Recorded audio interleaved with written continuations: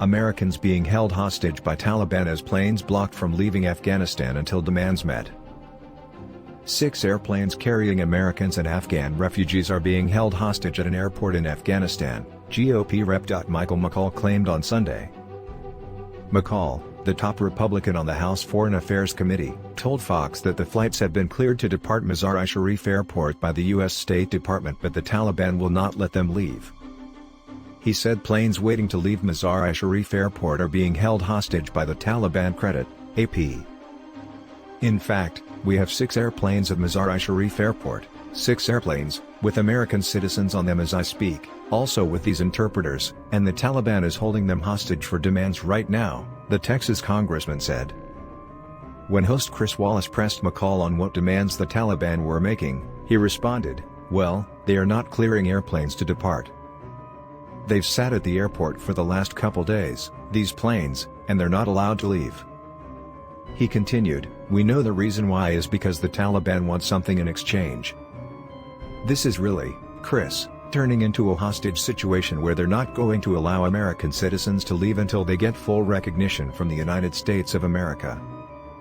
McCaul also told the network that he has received information in the classified space that the number of Americans still trapped in Afghanistan is in the hundreds. A worker at the Mazar-i-Sharif airport confirmed to the AP that several aircraft he believes were chartered by the U.S. are parked at the airport. The Taliban have prevented them from leaving, saying they wanted to check the documents of those on board, many of whom do not have passports or visas, the source said. The State Department has informed members of Congress about the ongoing situation, a senior congressional source told CBS News. The Taliban is basically holding them hostage to get more out of the Americans, they said. Ascend, a non-governmental organization that teaches leadership to young women through sport, said it has had 2 planes waiting at the airport for 6 days in lieu of Taliban permission to leave. Between 600 and 1,200 people, including 19 American citizens, are waiting for the flights at a location outside the airport, the source told CBS. The Taliban quickly seized control of Afghanistan after U.S. troops withdrew, credit AFP. Afghans prepare to be evacuated aboard a Qatari transport plane at Hamid Karzai International on August 30, credit AP. The White House told CNN it didn't have any information on this specific situation but noted the U.S. no longer has resources in Afghanistan. "We understand the concern that many people are feeling as they try to facilitate further charter and other passage out of Afghanistan.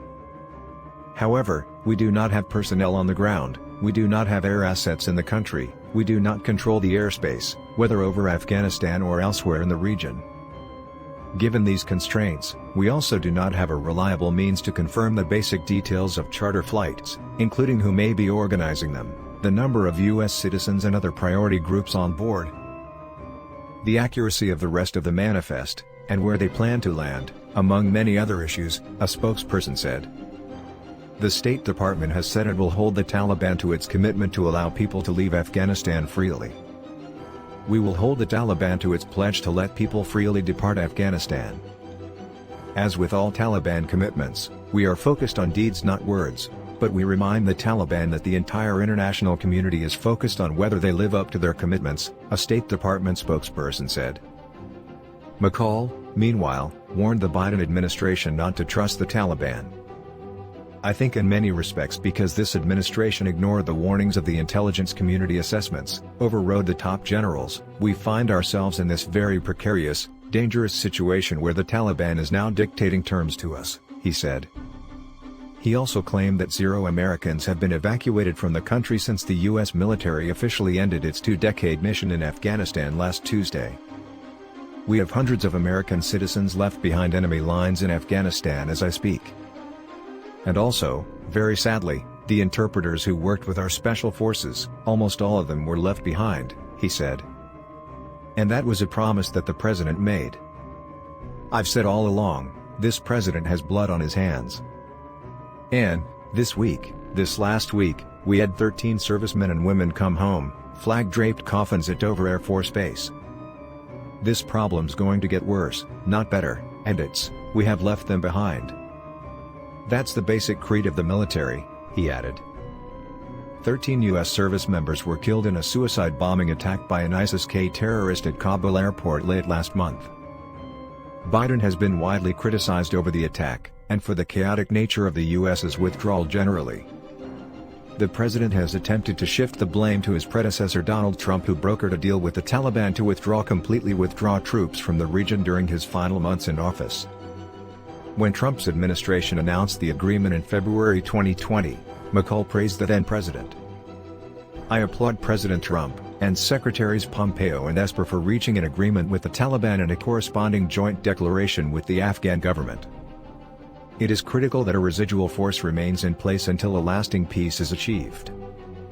McCaul shifted tone in August when the Biden administration was overseeing the final withdrawal. "To blame this on the prior administration, I think, is ill-conceived, because the fact is, this was a conditions-based agreement," McCaul said on August 16. "And the conditions were not being followed by the Taliban." Biden has been widely criticized over the chaotic nature of the U.S.'s withdrawal. Credit, AFP. Over 100 Americans are reportedly still stranded. Credit, AP. Taliban tear gas and beat protesters at Women's Rights March in Kabul.